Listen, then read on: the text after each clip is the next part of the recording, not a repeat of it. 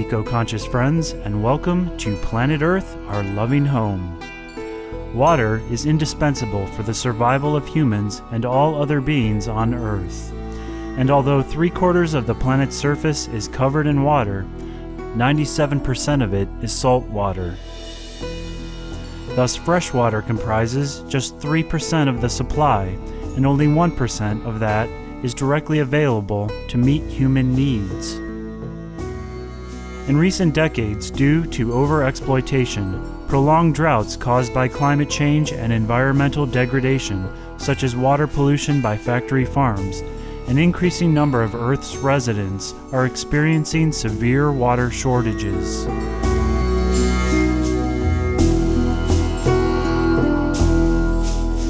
There are only 10 countries in the world out of the 200 have got a significant water surplus. It's the water from them that keeps the rest of us going. We had an increase in population by 3 billion or so from year 2000 to year 2050.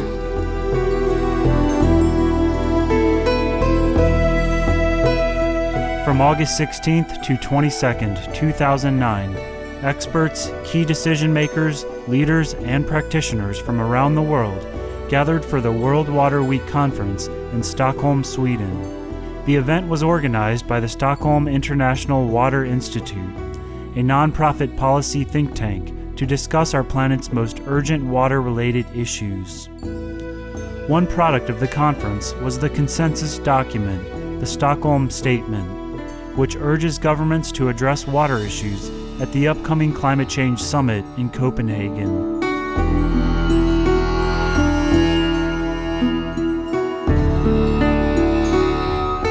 What I can say is clearly this, that the stress on water resources is increasing tremendously, and the stress is increasing especially in developing countries.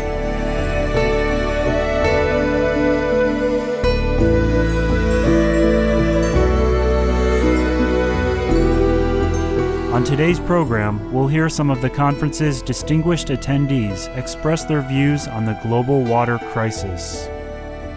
Jan Lundqvist, Senior Scientific Advisor to the Stockholm International Water Institute, studies how societies choose to use planetary resources, and is an expert on the links between water use and food production.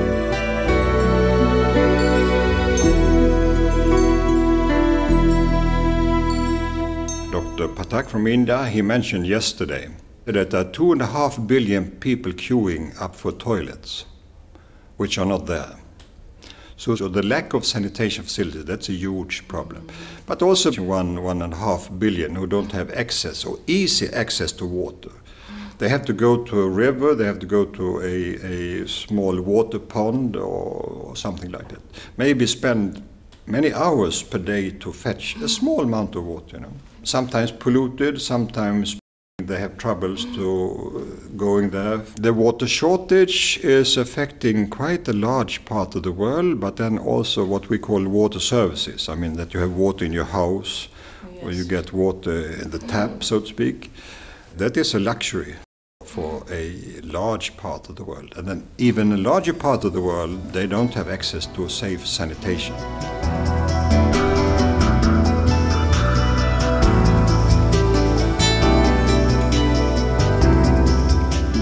The United Nations Development Program recognizes that climate change is driving prolonged droughts and water shortages, along with precipitation-related disasters such as cyclones and floods around the world.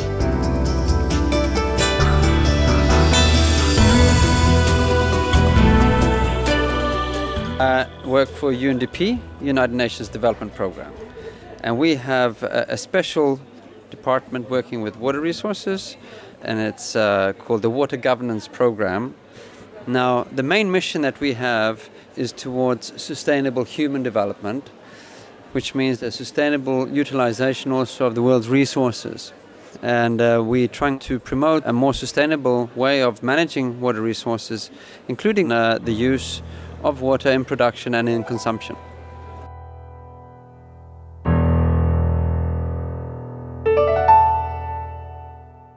The Third World Water Development Report by the United Nations Educational, Scientific, and Cultural Organization, or UNESCO, reveals that around 70% of all fresh water used goes to irrigated agriculture, and a staggering amount of that is consumed by the livestock industry.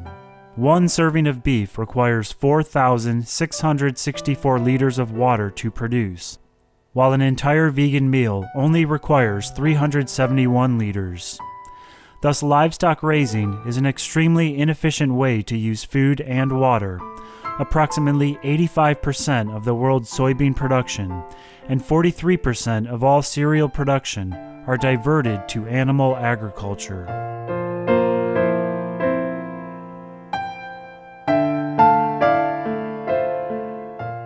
We feel that it is very important in terms of food security and for future livelihoods that the current irrigation system be reformed because of the growing population and because of climate change and so many other factors. It is very important that irrigation undergoes a vital change in order to meet future food security needs. The amount of water that is being used in the irrigated system means that we are taking water from the rivers or from the groundwater or from the lakes, and that water could have been used in urban areas or in industry or in households. So it means that we have a competition for that water. So irrigated agriculture is then very different from the rain-fed systems. The reason that food is so important in water management is that each of us needs 90% of the water that we use each day for our food. Most people have no idea of that, but that's the position. We need about 5% or 6 or 7% for the water we use at home, and the tiny amount for drinking, and then more for flushing the toilet.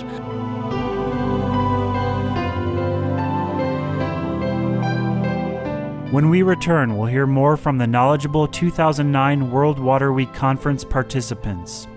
Please stay tuned to Supreme Master Television.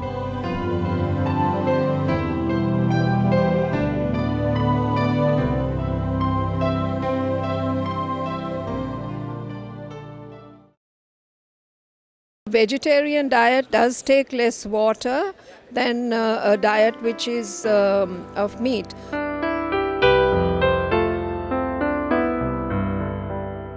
Welcome back to Planet Earth, Our Loving Home on Supreme Master Television.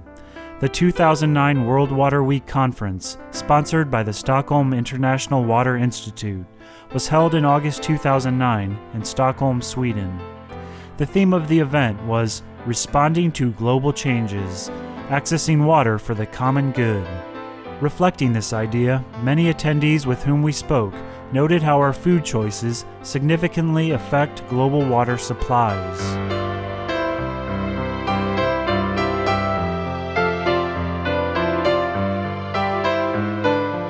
A large part of the water that is used in connection with food production goes into the production of meat, dairy products. So generally speaking, if we look upon the amount of water that is used to produce a certain amount of kilocalories, the energy contents of food items, we require maybe some 5 to 8 times more water to produce the animal calorie as compared to if we would be satisfied with vegetarian type of food items like cereals or coarse grain or grain products. So there's a big difference in terms of the amount of water that is used to produce different types of food items.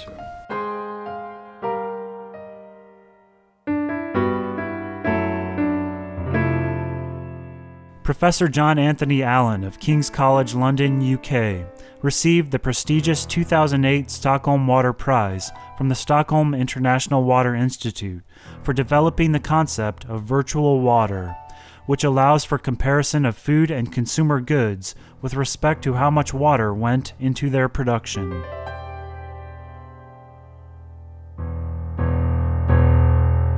The food water is the big water. If you can manage that water more effectively, or change the sort of food we eat, each of us just in an industrial or office job just needs a couple of cubic meters a year.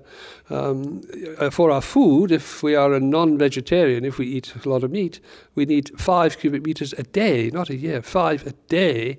Or if we're a vegetarian, it's just 2.5. So with these stark numbers, it's quite clear that the easiest way to save half the water, there's nothing as effective in managing water demand as changing the way we eat. For the better, because if the people that eat too much meat ate less of it, their health would be better and the environment would be better. The dietary patterns are extremely important because we know that it requires such a tremendous amount of water to produce beef compared to vegetarian food.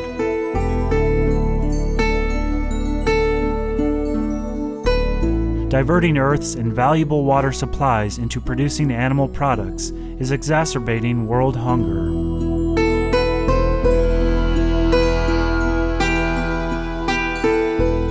When we talk about how much water is used to produce meat, dairy products, it's important to note that roughly 40% of the cereals, rice, wheat, barley, whatever, is used for feed. So we are converting quite a large part of what could be eaten directly into animal products. You also have to consider the fact that currently in the world, where we have 1 billion people who are undernourished, we have 1.4 billion people who are overweight, and we have about 400 million people who are obese. In the water management world, we talk all the time about demand management, about getting farmers to use water more efficiently, to treat water and get it put back into the system. So we are always thinking of technical ways of doing it, but the best behavioral way, through social instruments, getting people to behave more sensibly, will have a much better and quicker impact if we can achieve it.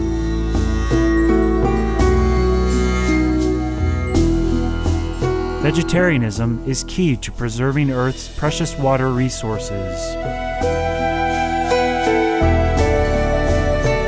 We need consumers to be eating sensibly, and they'll do that if they have some information which helps them to do it.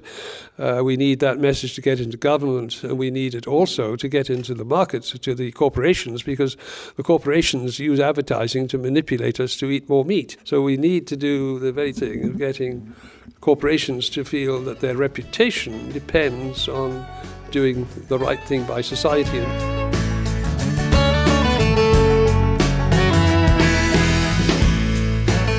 Professor Allen notes that each of us can make a difference in helping preserve our planet by following a vegetarian diet.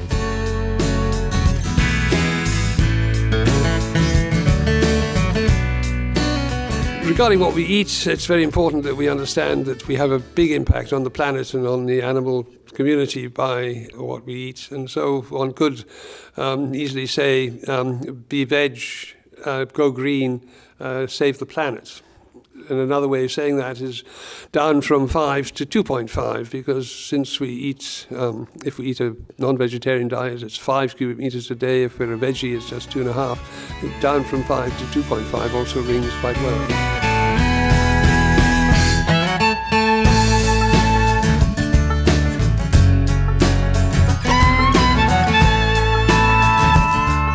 We'd like to thank all our interviewees for sharing their views on promoting water conservation, and we applaud and support them and the other noble individuals around the world who are working to ensure that future generations have sufficient water to meet their needs. For more information on the World Water Week, please visit www.worldwaterweek.org. Thank you for your kind company on today's edition of Planet Earth, Our Loving Home. Up next is enlightening entertainment after noteworthy news. May we all be embraced by the love and light of heaven.